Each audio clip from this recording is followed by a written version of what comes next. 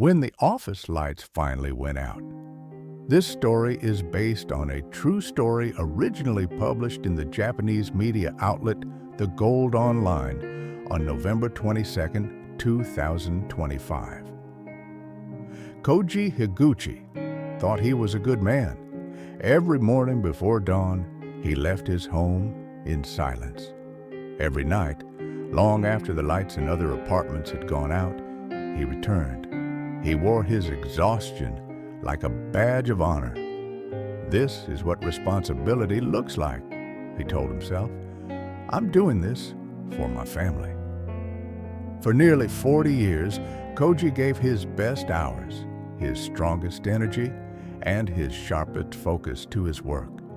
He graduated from a prestigious university, entered a major corporation, and climbed steadily until he reached the position of department manager. Colleagues respected him. The company relied on him. His paycheck proved his worth. At 28, he married Yuko. They had 2 children. Yuko stayed home, quietly carrying the weight of the household. She raised the children alone, packing lunches, attending school events, comforting them when they cried. Koji was rarely there. He missed birthdays, he missed conversations, he missed the slow, ordinary moments that build a family. But Koji had a promise he repeated to himself whenever guilt appeared. "One day, when I retire, I will finally be there." That day came at 65. His farewell at the company was warm. There were speeches, handshakes, and polite applause. People told him, "You've done well. You've secured your future." And they were right, on paper. Koji retired with a generous pension and a large retirement fund. Financially, his life was perfect. No anxiety, no fear of bills, no uncertainty.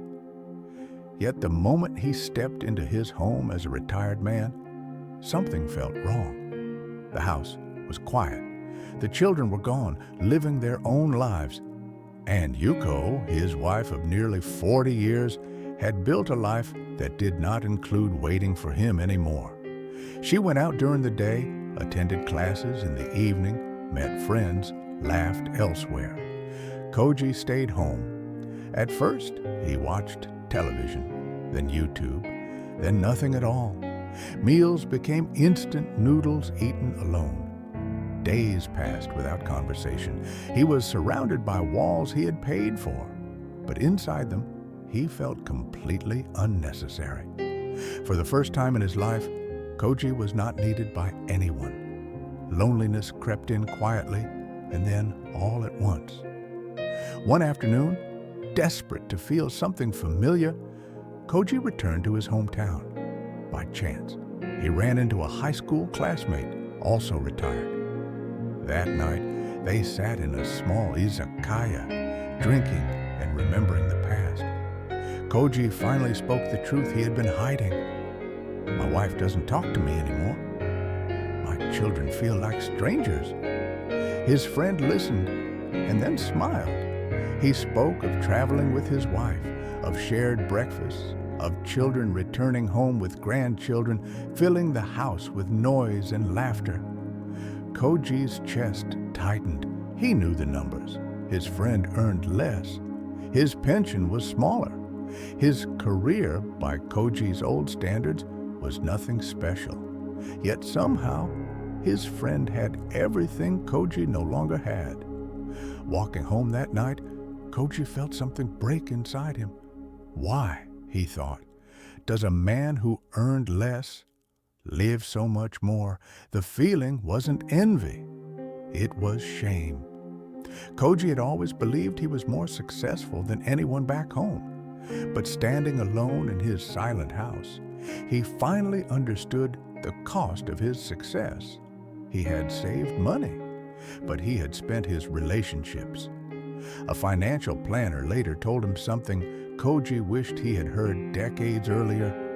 A retirement plan without emotional health is incomplete. Money can protect your future, but it cannot keep you company. A pension can pay your bills, but it cannot eat dinner with you. Savings can buy comfort, but they cannot buy trust once it's lost. Koji cannot turn back time.